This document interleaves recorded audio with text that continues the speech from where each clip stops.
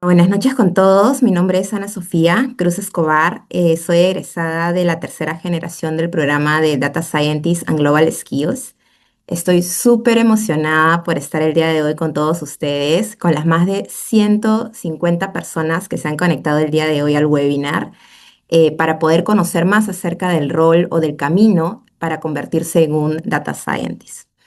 Quiero hacer una breve reflexión acerca de lo que pasó ahora último en la Super Bowl y la famosa frase de Bad Bunny: ahora todos quieren ser latinos. Bueno, en este webinar definitivamente ahora todos quieren ser data scientists. Y el objetivo de este espacio es que ustedes puedan entender cuáles son las skills, tanto hard como soft, que son más importantes y que los van a ayudar a acercarse a ese objetivo.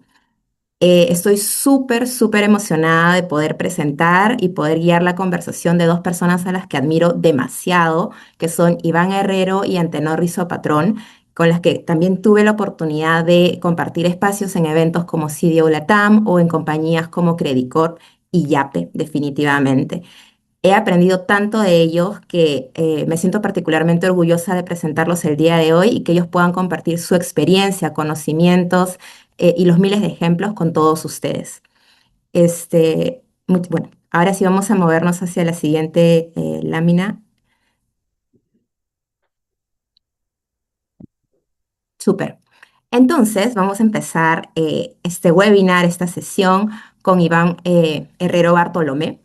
Él es ingeniero de telecomunicaciones con un MBA, eje en negocios, y lidera la estrategia de datos de una de las empresas más importantes, o conglomerados, para no hacerlo sonar como tan pequeño, empresas más importantes del Perú. Y tiene una experiencia alrededor de distintos países, como son España, Colombia, liderando proyectos de transformación digital, tanto en empresas de consultoría como de analítica avanzada, e-commerce y big data.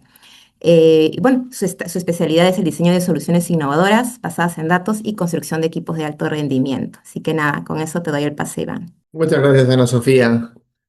Bueno, un gusto estar aquí con todos esta noche. Gracias a todos los que os habéis conectado y bueno, estoy seguro de que tendremos una bonita conversación. Si me ayudas con las slides, por favor. Bueno, yo voy a hablaros rápidamente de las capacidades que nos hemos venido encontrando en los perfiles más analíticos, de perfil más data scientist, y cómo creemos que deberían evolucionar, ¿no? Normalmente los data scientists nos sentimos, nos sentís, se sienten, ¿no? Eh, Cómodos trabajando en notebooks de Jupyter, que me imagino que esto será algo familiar para todos los que están conectados en la audiencia, que permiten desarrollar rápidamente, presentar soluciones paso por paso, bien documentadas, incorporando gráficas, pero si me ayudas con la siguiente, pero que digamos, son solamente una pieza dentro del gran rompecabezas que tenemos que construir para diseñar sistemas que estén realmente, donde los modelos estén industrializados en toda la fase, desde el desarrollo, las pruebas, el pase a producción, el mantenimiento y el reentrenamiento de los modelos, ¿no? Si no, al final acaban siendo soluciones demasiado aisladas de los problemas del negocio y que no pueden, por una parte, conectarse a los procesos de manera ágil ni actualizarse de manera sencilla y volver a desplegarse rápidamente para recoger las nuevas circunstancias, ¿no?, de la realidad. Y este es uno de los problemas que hace que más del 80% de los proyectos de Data y Analytics a nivel mundial fracasen. Es uno de las prácticas donde tenemos una tasa de error más alta. Y esto lo corroboran varios estudios, ¿no? De la Universidad de Melbourne, Gartner, Harvard Business Review. Son varios estudios los que indican que existe esta tasa de error tan alta. Y no se debe a que los modelos estén necesariamente mal hechos, sino a que no se productivizan adecuadamente. Para que los modelos sean exitosos o para que un equipo, más bien un equipo de Data y Analytics sea exitoso, nosotros hemos definido que ocho, se requieren desarrollar ocho capacidades, ¿no? Ser capaces de entender adecuadamente los procesos, el negocio, comunicar adecuadamente las soluciones que estamos proponiendo y los resultados que obtenemos, ser capaces de visualizar los datos de manera que sean fáciles de interpretar, esta capacidad de Machine Learning para construir los modelos predictivos, ingeniería de datos para extraer la información de los sistemas en los que se encuentran y llevarlos a entornos donde podamos trabajar con ellos de una manera más ágil y amigable, mindset y capacidades de automatización para que todos los procesos que vayamos construyendo se ejecuten de manera automática, orquestados, con la secuencia adecuada, podamos detectar si se ha producido un error en alguno de los pipelines del proceso y podamos levantarlo adecuadamente o generar las alertas correspondientes para que se solucione. Y también el frente de Data Management, cómo vamos a estructurar los datos, cómo vamos a asegurar el gobierno adecuado de la información para facilitar su reutilización y que todos entendamos lo mismo cuando utilizamos cada dato, bien sea un dato producido en origen o datos nuevos que se construyen como parte de este tipo de soluciones. Y el rol más conocido que tenemos en los equipos, el que se ha hecho más famoso, ha sido el rol del Data Scientist, que como veis cubre una serie de estas capacidades, pero no cubre todas. Y este es el primer aprendizaje que tenemos que tener, y es que no es suficiente disponer de data scientists en un equipo de data analytics para que sea exitoso, ¿no? Porque por muchos data scientists que incorporemos, siempre va a haber eh, capacidades que no vamos a poder cubrir solamente a base de data scientists. Tenemos que ir incorporando otro tipo de perfiles, si me ayudas a avanzar en las siguientes, como los ingenieros de datos, la siguiente, por favor, data enablers, la siguiente,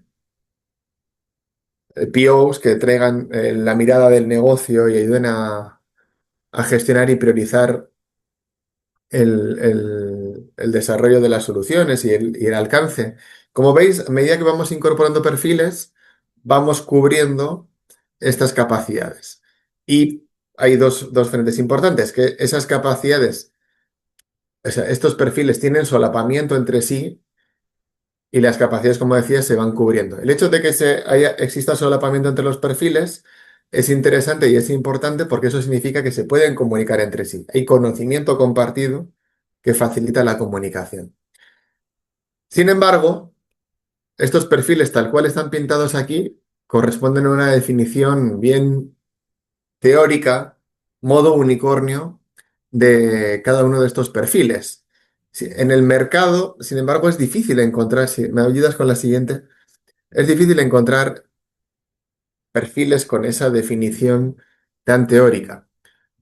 Esto se corresponde más con lo que encontramos en el mercado, en la realidad peruana, ¿no? Como veis, como todos los perfiles se encogen, pero el que se encoge más es el perfil del data scientist, ¿no? Lo que encontramos, si vamos a la siguiente, lo que hemos encontrado históricamente, y esto es una generalización, pero sobre todo en perfiles data scientist que provienen de carreras de estadística, vemos que puede haber un conocimiento relativamente avanzado en el frente de Machine Learning, pero eh,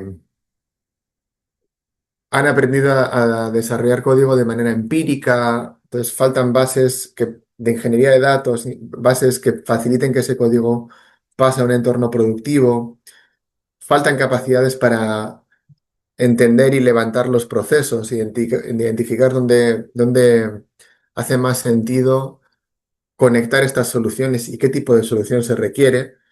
Y nosotros ya desde el año 2019, finales del año 2019, principios del año 2020, ya estuvimos reflexionando sobre el cambio o la complementariedad que tenía que darse en estos perfiles.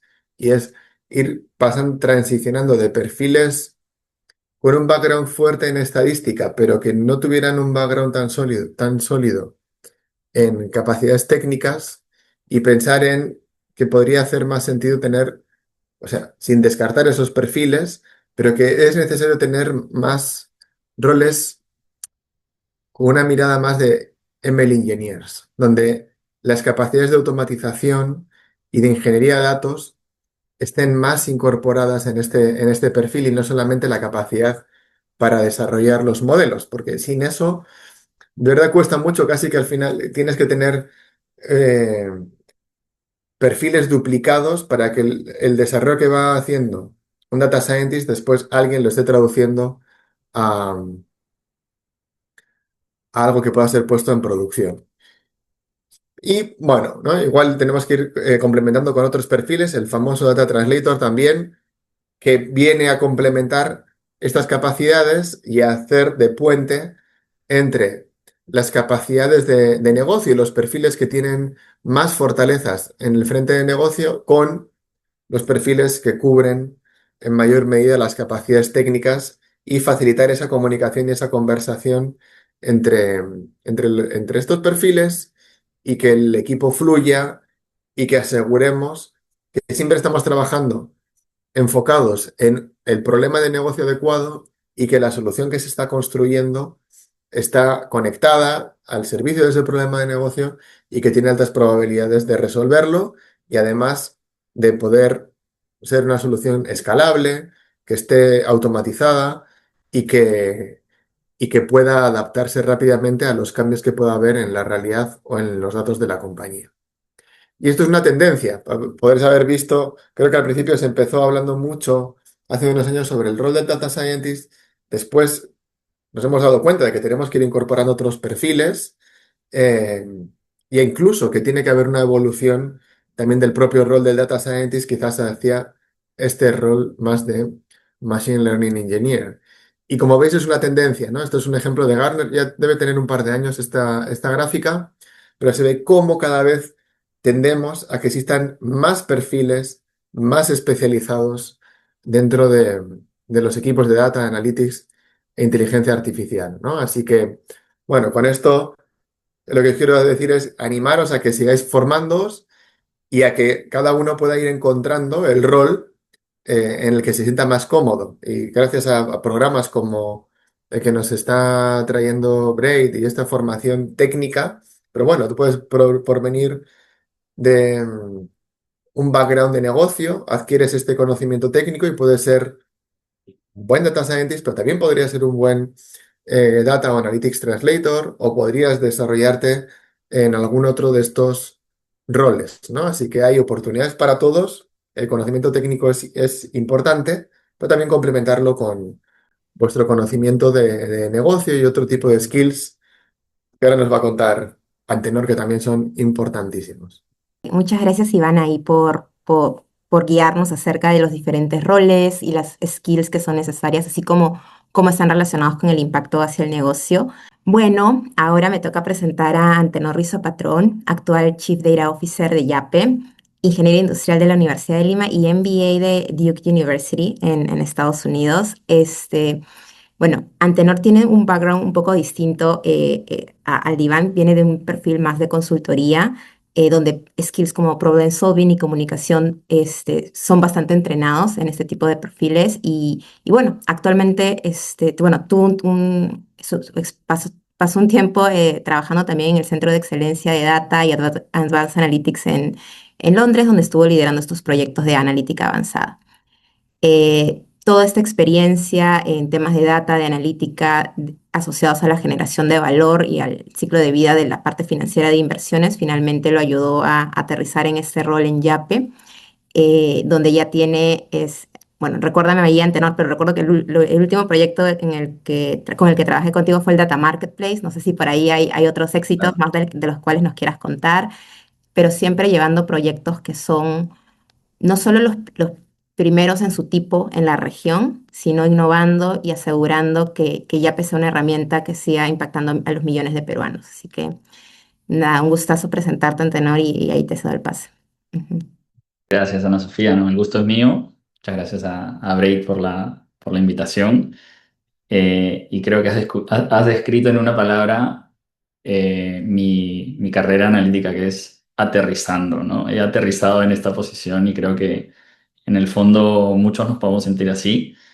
Iván nos ha explicado con mucho detalle y yo, yo suscribo absolutamente todo lo que dijo de para ser data scientist tienes que saber una serie de hard skills y francamente navegar las distintas especializaciones es cada día más complejo y es algo que a todos nos toca, ¿no? Porque el mundo se va especializando y esta fase, esa transición de la generalización a la especialización es una realidad. En data science es cada vez más fuerte. Eh, pero sin embargo, yo vengo de un mundo distinto, yo vengo de un mundo en el que mi perfil, Iván lo mencionó, está atado a los Analytics Translators.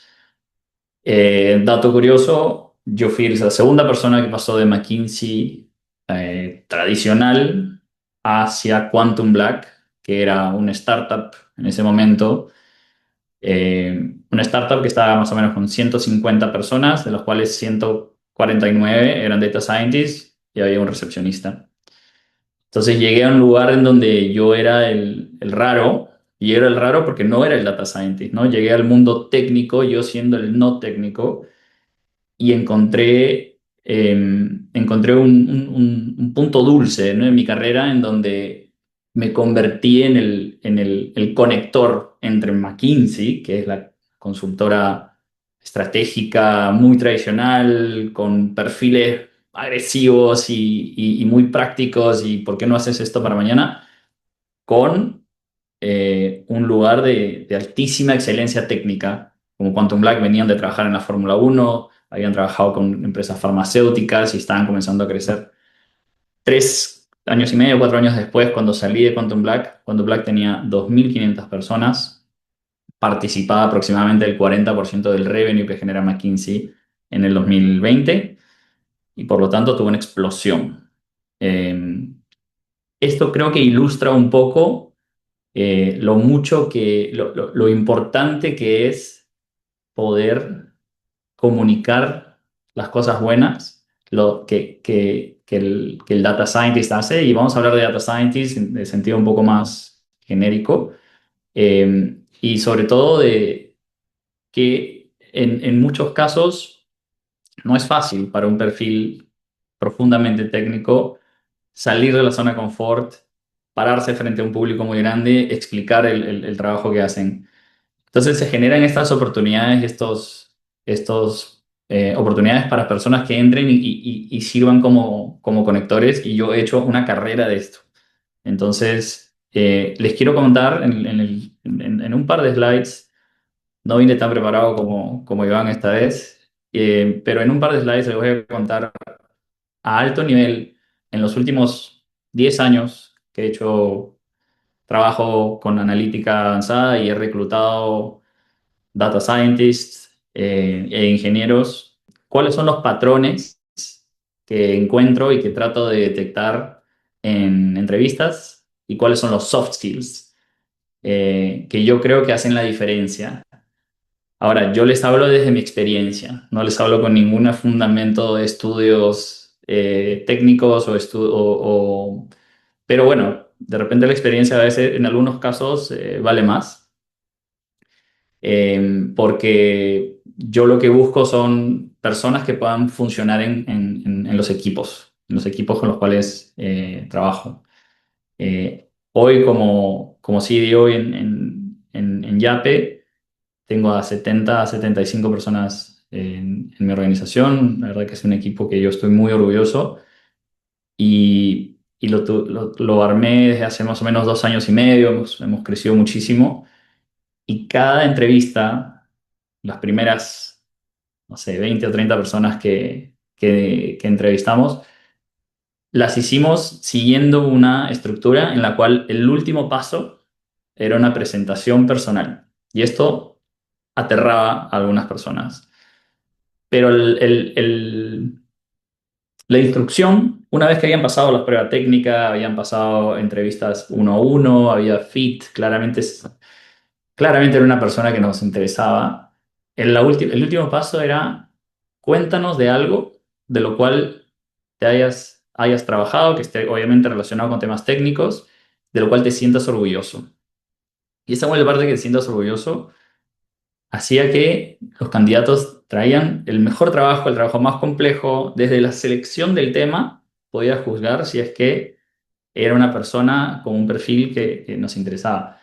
Estábamos reclutando para un rol que habíamos descrito como profundamente técnico, que se iba a dedicar a hacer temas dentro de la plataforma. Bueno, queríamos ver un poco de acción, ¿no? Queríamos ver un poco de trabajo con Big Data, trabajos con tecnologías variadas, poder trabajar en equipo, cercanos a los equipos de tecnología, etcétera, ¿no? Si estábamos reclutando para un equipo que iba a trabajar muy de cerca con el negocio, bueno, estábamos buscando una persona que pueda hablar el idioma del negocio. Eh, Hagas lo que hagas, todo va a terminar en algún tipo de documento. Y no estoy hablando de un PowerPoint necesariamente. A veces sí, a veces no. Para mí el PowerPoint lo hice durante muchos años, pero a veces cuesta y a veces no es la forma más eficiente de comunicar un trabajo. La claridad en documentación, yo diría que es mucho más importante. Y hoy en día con AI, una buena documentación muy profunda, te pueden hacer el PowerPoint, te lo saca en 10 segundos la máquina. Pero claridad y documentación sólida del trabajo, del código. No se confundan. Yo estoy hablando de los soft skills de un trabajo cuyo objetivo primordial es generar código. El único output que un data scientist realmente necesita hacer es generar código y todo lo demás es adicional, es complementario al código que generan. Entonces, asumiendo que el código está bien, la documentación tiene que estar clara. Tenemos que poder explicar conceptos complejos a audiencias técnicas y no técnicas. La segunda es más difícil que la primera, porque se puede fácil de explayarse cuando se conversa con expertos.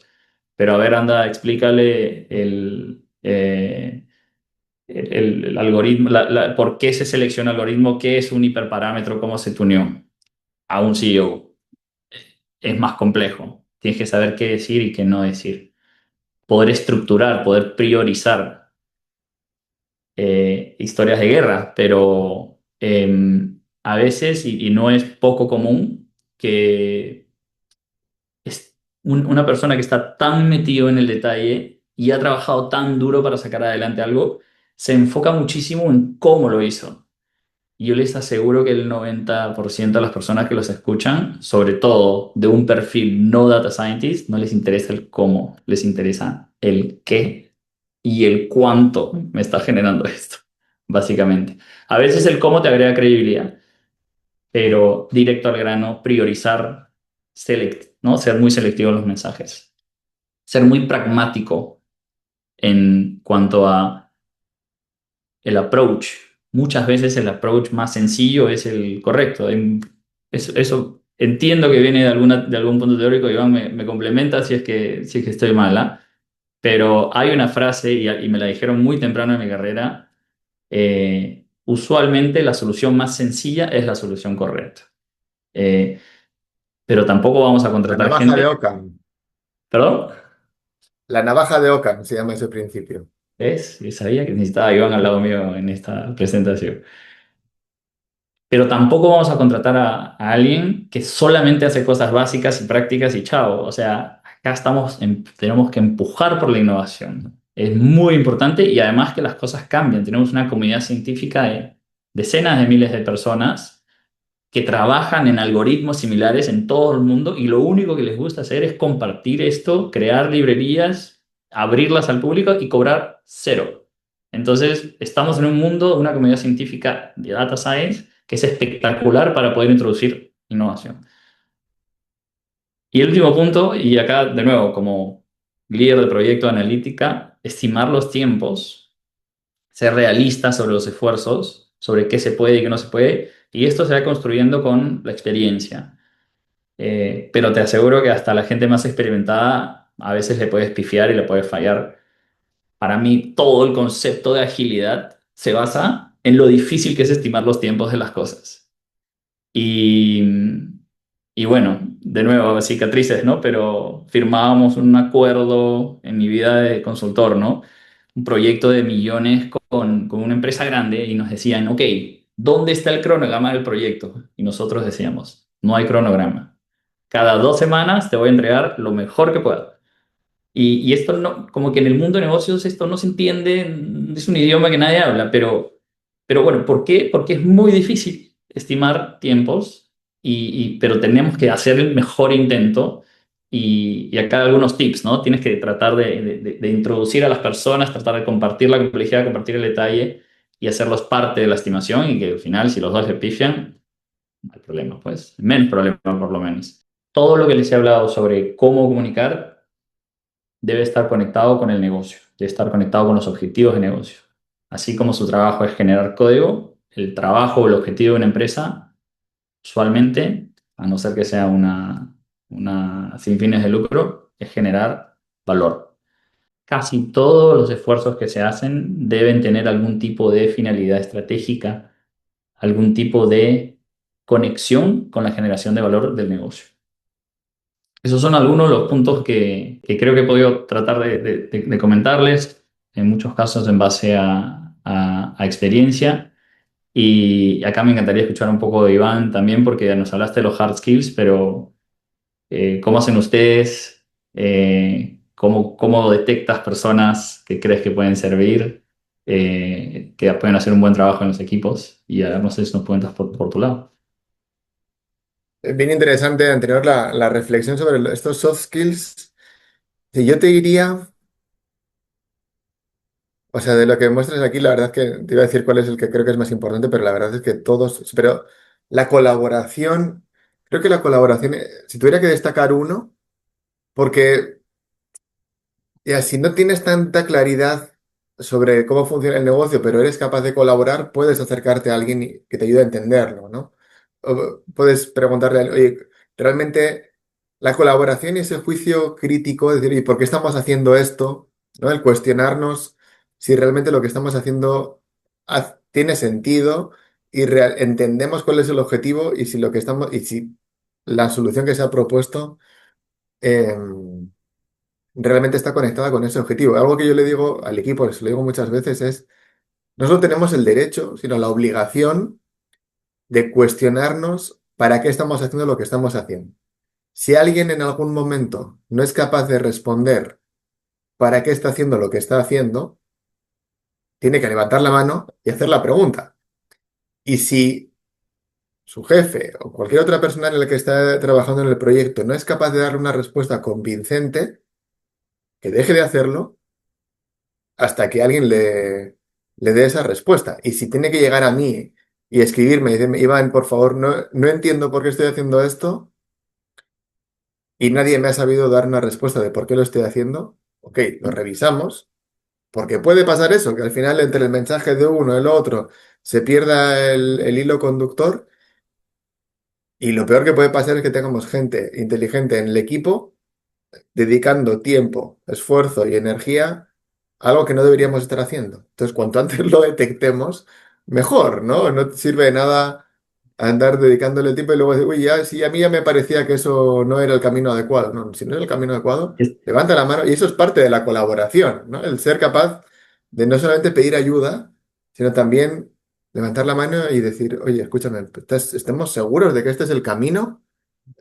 Replanteemos la solución porque yo no lo veo tan claro. O esa estimación la típica, ¿no? El jefe dice que esto lo hacemos en 3 meses, yo sé que eso vamos a tardar por lo menos 6. O sea, levantemos la mano. Oye, ¿estás seguro de que esos van a ser 3 meses? Porque la vez anterior tardamos 6 meses y no sé, o vienes con alguna varita mágica o con algún framework o algo que podamos aplicar diferente o si no, seguramente acabemos tardando lo mismo que tardamos la vez anterior, ¿no?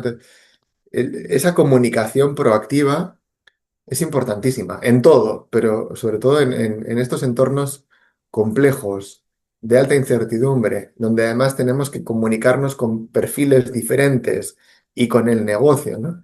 Creo que la colaboración y la comunicación es Sí. especialmente relevante. Y ahí yo añadiría un punto más, Iván, en relación a la diversidad de los equipos. Por ejemplo, tú vienes de España, también con este background cultural. Sé que en Yape también reclutan talento de todas partes del mundo, Colombia y creo que Estados Unidos también. Entonces, les suma, e incluso trabajar en entornos remotos añade estos principios de colaboración y autonomía, resalta aún más el valor de estos valores en los trabajos en equipo. Así que muchas gracias por esos comentarios. Me encantaría poder pasar a una de las preguntas que teníamos preparadas y que veo que también las personas en el chat la han introducido, que es acerca de, voy a leerlo textualmente. Quisiera preguntar si un LLM puede automatizar la diversidad de estos roles. Se refiere a los roles que nos presentaste, Iván, y cuáles son sus limitaciones. Voy a utilizar esta pregunta también para poder introducir el tópico de la IA, ¿no? Que es un tema súper trending, súper popular, y cómo la IA está reformulando el rol del data scientist, cómo lo están viviendo tanto tú, Iván, como Antenor en sus respectivas empresas, y si creen que hay la oportunidad de que se reduzcan los roles o cambien las skills más importantes en estos roles. Me encantaría escuchar sus comentarios al respecto. Es una muy buena pregunta.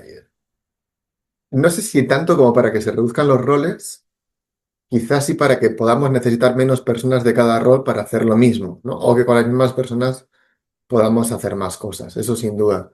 Em, que desaparezcan los roles del todo, probablemente no, porque es difícil que le puedas pedir a la IA que haga algo que no sabes que tiene que hacer, ¿no? Entonces, si no hay alguien que tenga ese conocimiento, o sea, lo puedes intentar, pero hay una probabilidad de que, o sea, ¿cómo le pides algo que no sabes que tiene que hacer o cómo evalúas si lo que te está proponiendo realmente cubre todo lo que debería cubrir? Entonces, yo creo que la capacidad tiene que estar, pero lo que sí, sin duda nos va a aportar la inteligencia artificial es el multiplicar la productividad del equipo, ¿no? Tener capacidad extendida para que estos roles, los roles que tengamos, puedan desarrollar sus funciones de una manera mucho más rápida. O, por ejemplo, sí es cierto que una cosa que estamos probando nosotros es cómo es complicado adaptar el código para que pueda desplegarse en un entorno de MLOps.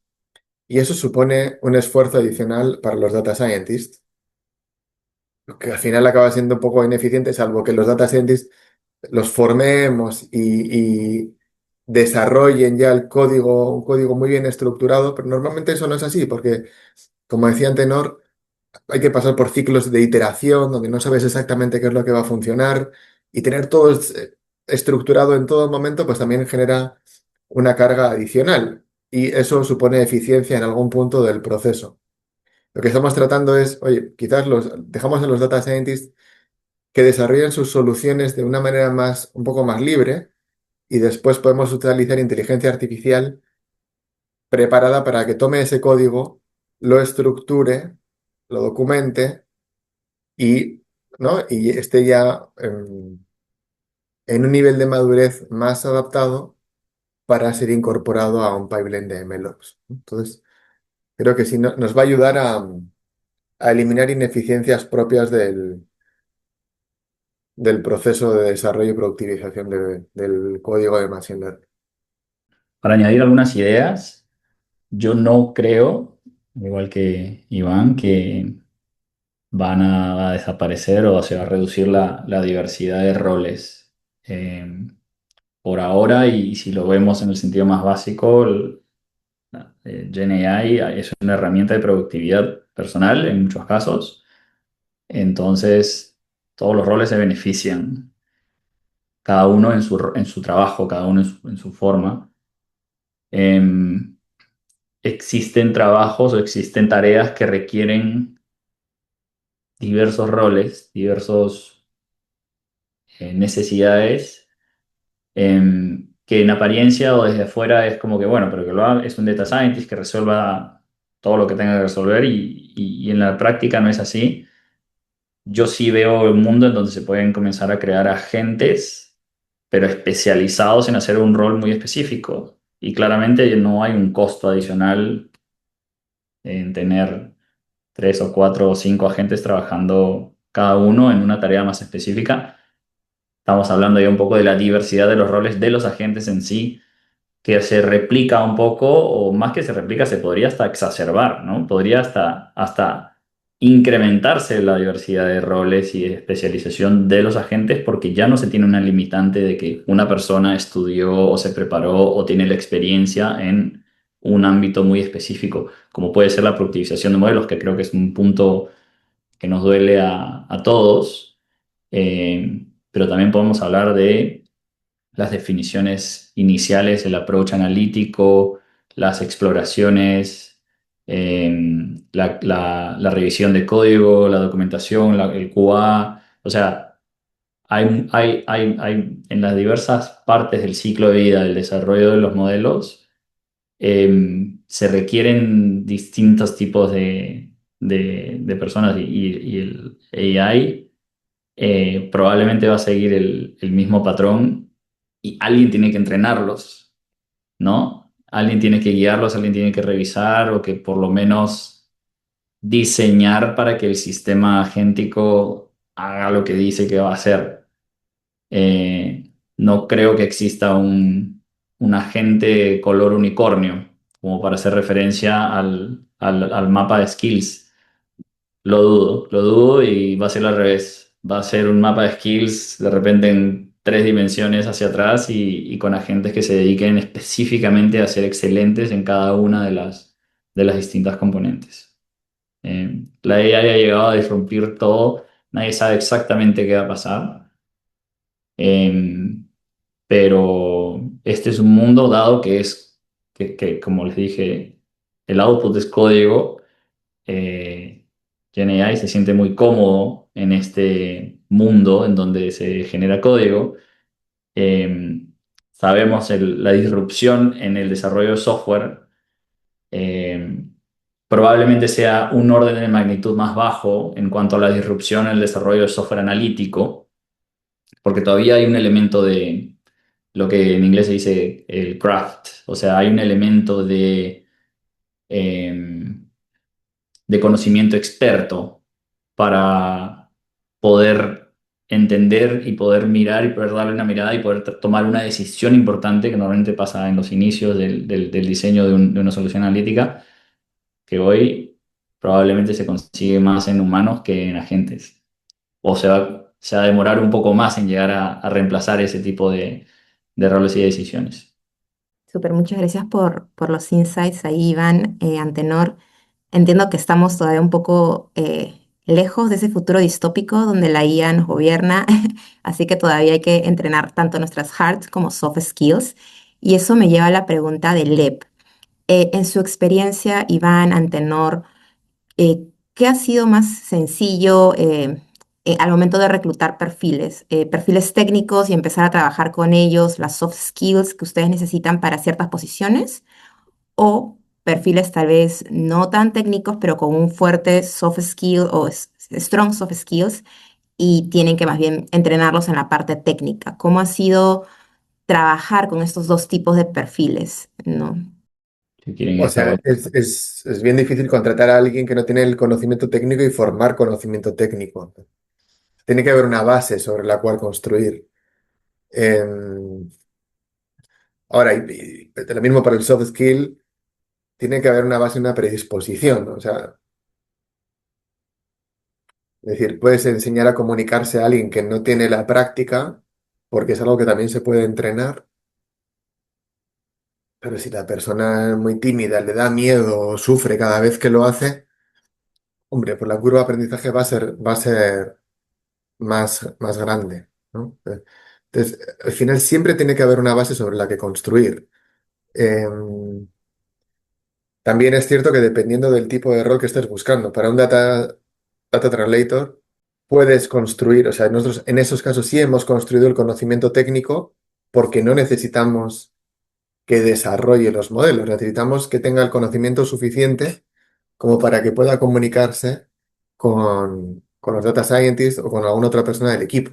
Entonces, en ese caso, sí hemos priorizado perfiles que tuvieran algún background tecnológico, conocimiento tecnológico, aunque no fuese específicamente conocimiento estadístico o de construcción de modelos predictivos, y después ese conocimiento lo hemos ido desarrollando hasta el nivel mínimo para facilitar la interacción. y hemos priorizado en este caso pues, conocimiento en desarrollo o en diseño de soluciones a nivel funcional o gestión de proyectos y buenas prácticas de gestión de proyectos que después pudiera adaptar a las particularidades de este tipo de proyectos. Yo lo que diría es, nunca he visto un data scientist que no sepa codear. Em, Tienes que tener la base. Eh, yo creo que un data scientist que no tiene soft skills también tiene una probabilidad alta de no ser exitoso en organizaciones, en negocios. Y de repente para estas personas hay un mundo académico u otros foros en donde son súper bien recibidas y eso no está mal. Eh, en el fondo se reduce a una cuestión de actitud. Si es que hay un nivel mínimo, ¿no? En ambas dimensiones, con buena actitud, la información es infinita, como les dije, ¿no? Está abierta, gratuita y cualquiera puede aprender cualquier cosa si es que tienes la actitud correcta y obviamente el tiempo para dedicárselo. Aprender en el trabajo probablemente es lo más potente o el mejor tipo de aprendizaje, si es que se dan las condiciones, si es que existe gente senior que te puede enseñar. Y se puede aprender ambas. No, no, hay cursos de Machine Learning y aplicado y esos están ahí. Se puede aprender los soft skills. Un buen amigo que de hecho trabajaba en Brain cuando existía, tenía un programa en el que llevaba a su equipo de data science y hacían unas prácticas en Starbucks para poder soltar a los chicos jóvenes que venían de repente con perfil muy, muy tímido y no sé si se han dado cuenta, pero en Starbucks gritan tu nombre cuando el café está listo. ¿Qué tiene que ver un data scientist en una cafetería? Pero, o sea, hace todo el sentido del mundo, ¿no? Es como que lo que funcione lo podemos probar. Y otra historia que les quería contar es, en algún momento de mi vida, un poco más joven, me llamaron a una entrevista con DeepMind de Google. Y DeepMind es una organización probablemente de las top en el mundo en investigación relacionada a Machine Learning AI. Y estaban buscando un rol que se llama el Program Manager. El Program Manager de DeepMind. Yo llegué súper emocionado porque yo era un project manager y dije, bueno, le llamarán program al project. Y cuando me cuentan de qué se trata el rol, el program manager básicamente era el asistente personal del researcher. Tenías que encargarte de que su vida esté fácil, de conseguirle los pasajes, del hotel, que la sala tenga el tamaño correcto. Y eran claramente las mentes más brillantes del mundo, probablemente. Pero claro, digamos que llegué con mi banderita de liderazgo, McKinsey, no sé qué, y me dijeron, no, tu personalidad no cuadra con este rol, necesito a alguien que básicamente venga y resuelva, como un chief of staff, pero para researchers, ¿no? Entonces, es una realidad, va a suceder siempre. No todo el mundo puede pagar un program manager, pero nada, la recomendación para las personas que están escuchando, que están llevando cursos de Data Science es practiquen un poco las dos. Eh, Crecimiento tanto por el lado técnico como por el lado no técnico se puede aumentar y se puede hacer en cualquier momento de la carrera. Nunca es tarde. Súper. Ahí, Antenor, y Iván, lo que entiendo es primero hacer un análisis introspectivo de dónde estoy en mi mapa de habilidades, ¿no? Tanto mis habilidades técnicas como las soft skills, y a partir de ahí, cuáles son las habilidades sobre las que tengo que construir o apalancarme. Porque si vengo de un background de negocio, probablemente las soft skills y el valor y el conocimiento de negocio lo tengo y tengo que trabajar más en lo que complementa. Así que espectacular, gracias por esos insights. Tengo una pregunta adicional, esta vez es de alguien anónimo, y es básicamente recomendaciones. Recomendaciones para alguien que recién acaba de egresar, que está terminando la universidad y que todavía no tiene esta experiencia laboral tan sólida, pero quiere iniciar una carrera en Data Scientist. Para fines de esta pregunta, asumiremos de que es alguien que viene de un background de ingeniería, que probablemente sea la mayoría de nuestro público. ¿Y cuál me le recomiendan a esta persona que inicia a construir ese camino para convertirse en un data scientist, ¿no? Alguien junior, básicamente. La única forma de hacer el camino es caminando, ¿no? O sea, es enfrentándote a los Este camino al desafíos. andar. Si tienes trabajo, asumiendo los desafíos que tienes, pero también buscando otros desafíos. Hay miles, está Kaggle, hay un montón de opciones, como decía antes, la información es prácticamente infinita. Hay muchos desafíos en los que puedes practicar para estar listo cuando se presenta ese desafío, cuando se presenta ese desafío en el mercado laboral.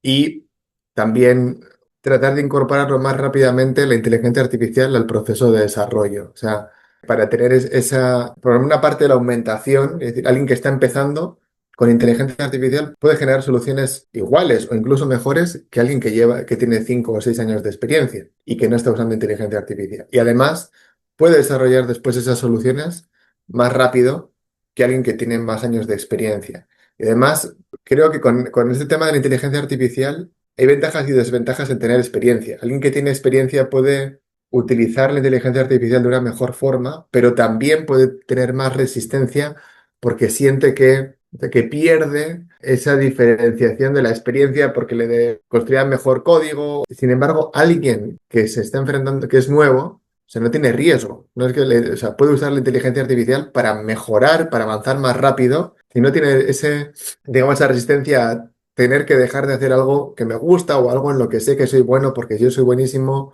haciendo código y mi diferenciación es que hago código muy fácil, de alta calidad, muy fácilmente, o sea, que se puede llevar fácilmente a entornos productivos. ¿Ok? A lo mejor tú no lo sabes, pero utilizando la inteligencia artificial puedes llegar a generar ese tipo de código si te formas, si entiendes cómo es, si le pides a la inteligencia artificial que te planifique bien o que te ayude a estructurar bien el código, que te dé feedback, ¿no? O sea, creo que hay muchos escenarios en los que la inteligencia artificial puede ayudar a acelerar ese camino y a adquirir experiencia mucho más rápido de lo que necesitarías si solamente te enfrentases a los desafíos del mercado laboral y al feedback limitado que puedas tener dentro de tu puesto de trabajo. Sí, o sea, tírate a la piscina, básicamente, ¿no? Es lo que estamos diciendo. Comienza y produce en tu tiempo libre trabajos, ya sea alrededor de la universidad o proyectos personales. Hay mucha data pública disponible para hacer trabajos de data science. Ten un GitHub, un repositorio, porque cuando te evalúan técnicamente, lo primero que hacen es te buscan si es que estás y si es que has publicado cosas, si es que has aportado con la comunidad. Y encuentra un problema interesante y resuélvelo. Entonces comienzas a construir experiencias que, bueno, no todo el mundo tiene la oportunidad de ser contratado por una empresa para ser data scientist desde el día uno, ¿no? Y conseguir trabajo es durísimo. Porque claro, siempre que llegas a postular para un puesto te preguntan cuánta experiencia tienes. Entonces, conseguir un trabajo entry level de data scientist es especialmente difícil. Entonces, yo lo que diría es trata de poner a prueba, poner en práctica los skills de data scientist eh, con proyectos personales. Yo comenzaría por ahí. Y con AI hoy en día es cada vez más accesible, ¿no? No te voy a decir sencillo, pero de repente es sí, cada vez mejor, cada vez más accesible por hacerlo. Súper, súper, súper. Bueno, ya estamos con la última pregunta antes de cerrar este panel bueno, llevarnos todos los insights que estamos construyendo el día de hoy. Y aparentemente la última pregunta es de alguien que te conoce en tenor, y la pregunta es sobre cómo reconocer el grado de madurez que tienen las empresas en temas de data y analítica, para saber si realmente el rol de data scientist es el rol de data scientist más avanzado o que puedan aplicar esos conocimientos. O sea, ¿qué tipo de preguntas pueden las personas que están en el panel hacer a estas empresas o a las personas que están trabajando en esas empresas para reconocer ese grado de madurez en temas de data y de analítica, ¿no? No sé si el madurez de la empresa, pero para que una solución de Machine Learning sea valiosa, tiene que haber data suficiente, ¿no? Y ese de repente es un síntoma que te puede decir si es que tienen el grado de madurez o por lo menos el territorio. O sea, sin data no hay data science. Básicamente, esa sería mi primera respuesta para una persona que aparentemente nos hemos visto de más chicos. Súper. ¿Qué tal tú, Iván? ¿Cómo ves, cómo te aproximarías a esta pregunta, ¿no? De reconocer el nivel de madurez de las empresas, probablemente en la que están trabajando actualmente o en las que quisieran postular. La pregunta es, ¿cómo reconocer el nivel de madurez de la Sí, empresa? de las empresas, para embarcarse en el mundo de Machine Learning. Ujú. O sea, creo que la forma más fácil es preguntando a la gente que trabaja en la empresa qué tipo de proyectos está haciendo, ¿no? Y cómo de sofisticada está es la operación, el tipo de retos a los que se enfrentan. La mayoría de los casos, el mercado en Perú no es muy grande. Siempre hay alguien que puedas conocer o un amigo de un amigo. Entonces, creo que no hay mejor forma que preguntarlo, ¿no? Es decir, oye, están buscando un data scientist, incluso en la entrevista, y, pero ¿cuál o qué tipo de proyectos están haciendo? No sé, ¿hay más data scientists en la empresa? O sea, primero, yo creo que eso también te da una percepción, ¿no? Ojo, tampoco diría, porque si eres el único, no tomes la posición. O sea, el hecho de ser el único puede ayudar a traer una mirada diferente al equipo. No tiene por qué ser malo necesariamente que seas la primera persona que contratan de data scientist. De hecho, puede hablar de que la empresa quizás no esté en un nivel de madurez muy avanzado, pero es suficiente como para reconocer que necesita incorporar este tipo de talento y que tienen expectativas de generar valor a través de estas capacidades y puede ser la persona que ayude a la empresa a, a identificar y a resolver este tipo de desafíos. Así que, o sea, no sé si realmente la madurez de la empresa debería ser un criterio tan relevante, sino las oportunidades y los retos a los que te vas a enfrentar. De hecho, algo que estoy viendo mucho acá es, por ejemplo, cuando quieres empezar a construir tu skill, ¿no? Por ejemplo, personas que tal vez no tienen tanta experiencia en Machine Learning o en Data Science o en el rol de Data Scientist, tal vez empezar con empresas donde puedan ellos empezar a construir y practicar esas skills, también les podría a ir desarrollando ese camino, ¿no? Para luego poder migrar tal vez a empresas donde la práctica está mucho más avanzada, en base a lo que han construido en estas empresas como early stage o tempranas que recién están explorando el mundo de data y de analítica. Bueno, creo que esa es nuestra última pregunta. Iván, Antenor, muchas gracias por su tiempo, por sus comentarios, sus experiencias. Ha sido invaluable y espero también para todos los participantes del panel. Así que nada, estamos cerrando el espacio de preguntas y no sé si quieren decir algo adicional, últimas palabras antes de cerrar esta fase. Ujú. Agradecerles a todos por lo que voy percibiendo de las preguntas. Hay mucha duda sobre cómo comenzar, sobre qué pasos dar. Yo lo que les recomendaría es atrévanse, tengan las conversaciones, vayan por un café, conozcan personas que han seguido el camino antes. Con los años de experiencia lo que me he dado cuenta es que en el fondo cada camino es un pequeño milagro, ¿no? Es muy particular de cómo llegó una persona a llegar a donde está, pero uno nunca sabe en qué momento pueden suceder estas cosas, esas oportunidades bonitas de conocer a alguien, de encontrar una oportunidad y de poder unirse a una buena organización o sacar adelante un proyecto personal. Entonces, mucho ánimo, mucha paciencia y creo que todos tenemos con Iván y hay una comunidad de líderes en analítica en el país que creo que tenemos una responsabilidad para poder educar a todas las empresas en las cuales nosotros estamos también sobre la importancia de estos roles analíticos. Y yo no tengo dudas que la importancia va a seguir aumentando en el futuro. Es cada vez más crítico, es cada vez más clave y espero que eso sea una señal de ánimos, ¿no? Que eso sea unas señales positivas porque creo que han tomado una decisión de carrera o una decisión de educación que yo considero que es bastante buena. Y nada, gracias por la invitación.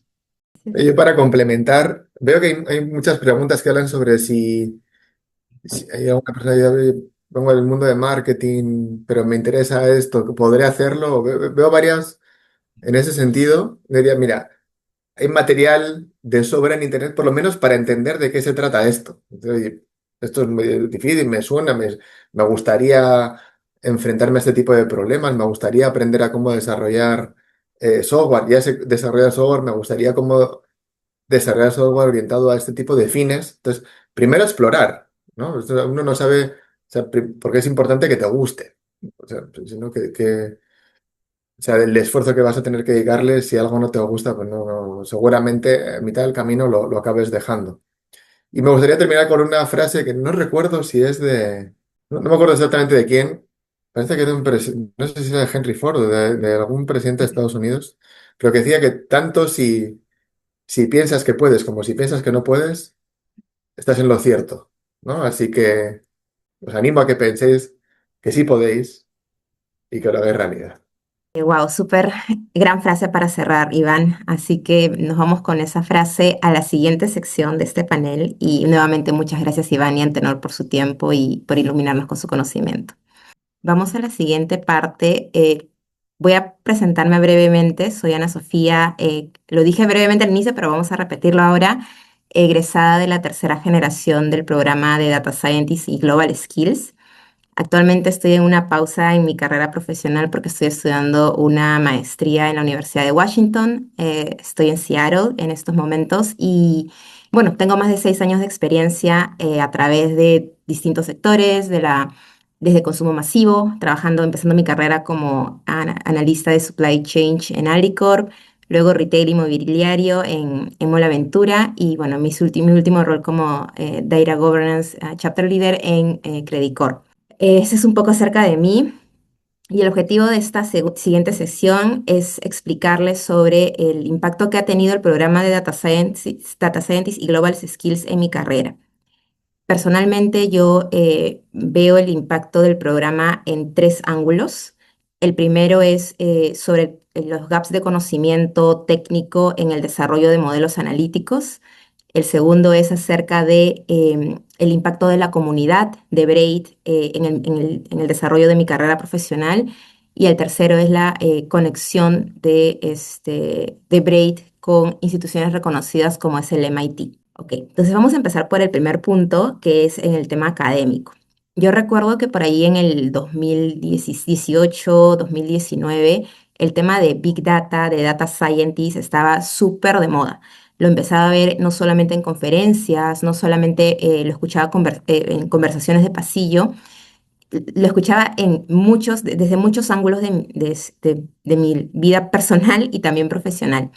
Y ahí fue cuando tomé la decisión de poder buscar oportunidades relacionadas al mundo de data scientist y la exploración de datos. Y como dijo Antenor al final, hay milagros que suceden en tu vida que te llevan a donde estás. Y para mí pasó algo parecido, ya. Les voy a contar un poco esta anécdota en donde yo estaba trabajando en Alicorp. Yo postulé al programa de Braid, pensando que podía adquirir una beca. Lamentablemente no me dieron la parte de la beca, pero uno de los directores de Alicorp se enteró de que yo estaba postulando este programa y me ayudó a gestionar un préstamo a través de la empresa. Entonces, a través de Alicorp, me financiaron el programa para poder capacitarme y poder expandir mis conocimientos en todo lo que es Data Scientist y Global Skills. Eh, ese punto y ese apoyo definitivamente cambió el rumbo de mi carrera. Pasé de un perfil más logístico a un perfil más de data y analytics. Y bueno, como les comentaba, el programa de Aporta me ayudó a cerrar los gaps, a entender cómo funcionan los modelos analíticos, qué se necesita para llevar a cabo soluciones analíticas y cómo entender los distintos perfiles que participan en los proyectos de data y analítica avanzada. En el plano de la comunidad de Braid es increíble. Ahí me corriges, Nico, pero creo que son más de 15 generaciones ya. Yo soy parte de la Más tercera. tres, ¿Cuántas? tres. ¿13? Ok, 13 generaciones. Cada generación tiene alrededor de 20 estudiantes. y están alrededor del mundo. O sea, claro, yo ahorita estoy en Estados Unidos, pero sé que hay otras personas que incluso están trabajando en Europa o en otras partes de Estados Unidos. Y es una comunidad tan unida, tanto en eventos virtuales como en eventos presenciales. Y siempre hay diversidad de industrias, diversidad de roles, de perfiles.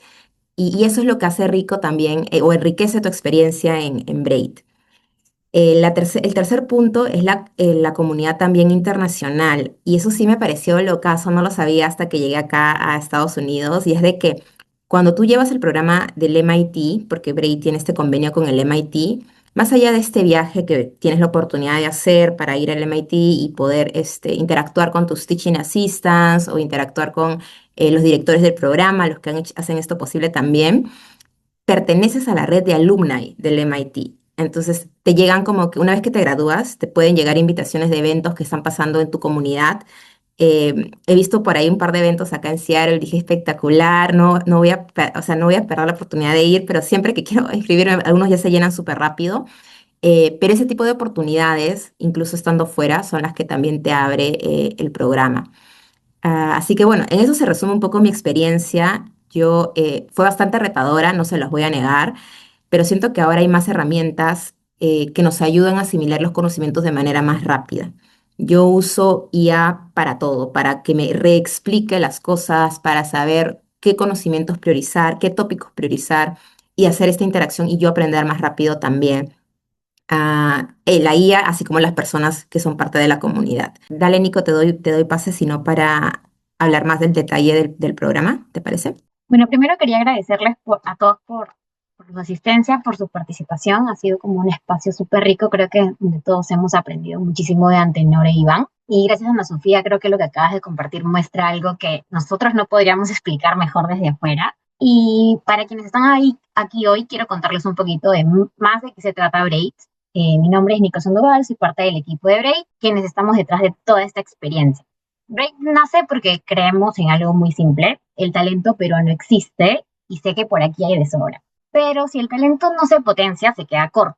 Desde el 2019 tenemos una alianza con el MIT IDS, donde trabajamos para identificar y potenciar jóvenes profesionales que quieran usar ciencia de datos para tomar mejores decisiones, generar impacto y aportar al desarrollo del país. ¿Por qué llevar el micromaster con Braid? Tenemos 4 razones. El acompañamiento académico, son 20 meses de acompañamiento académico y profesional, y es un acompañamiento que va más allá de lo logístico, más allá de acompañarte en las clases, en vivo, más allá de acompañarte como en los eventos, es realmente el paso a paso en tu desarrollo profesional. Segundo, como lo comentaron Antenor y Iván, la formación es integral.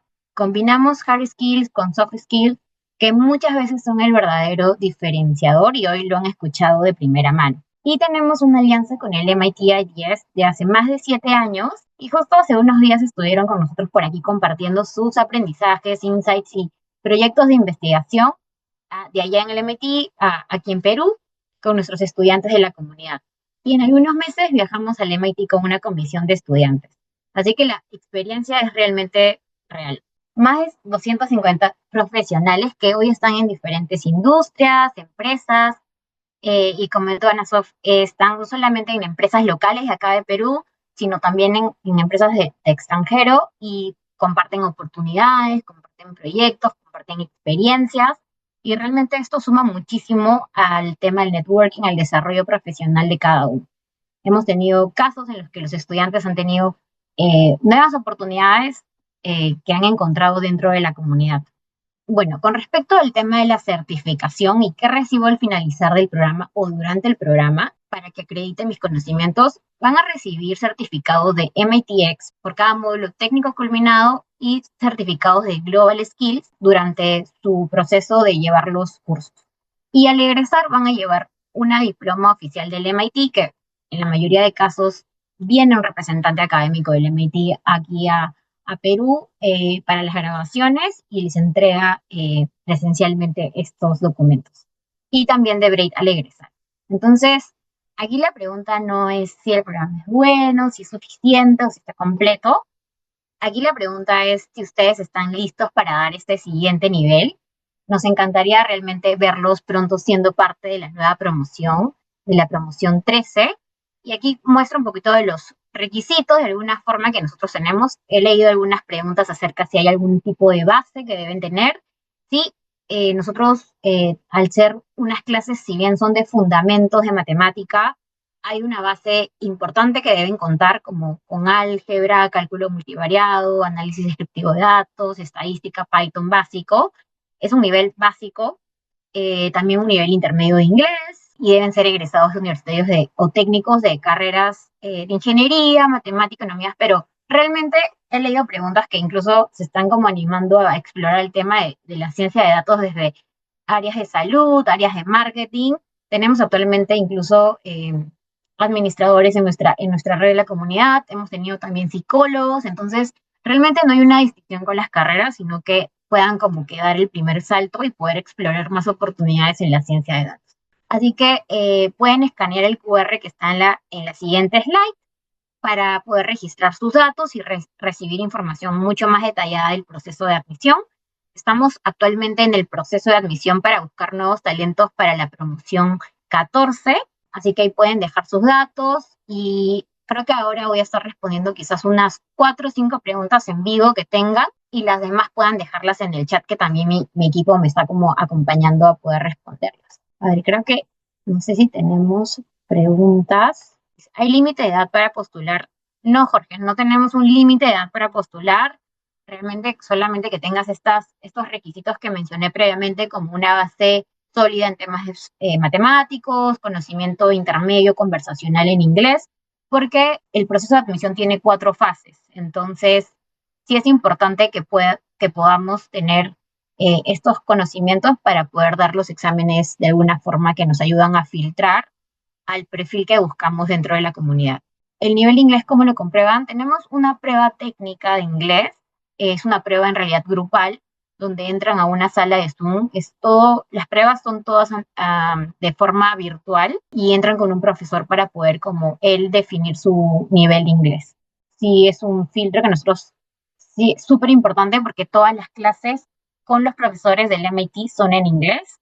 El costo del programa está costando $350 mensuales durante los 20 meses. Esto es súper importante. O sea, nosotros tenemos el financiamiento tal cual durante los 20 meses. Es decir, tú estás llevando el curso y pagas como lo que estás llevando y así sucesivamente hasta culminar el programa dentro de los 20 meses. ¿Qué otra pregunta por aquí había? Ahí, Nico, solo un comentario sobre el tema de la prueba de inglés. Yo recuerdo que creo que había llevado hasta el intermedio en uno de los institutos IPNEY británico.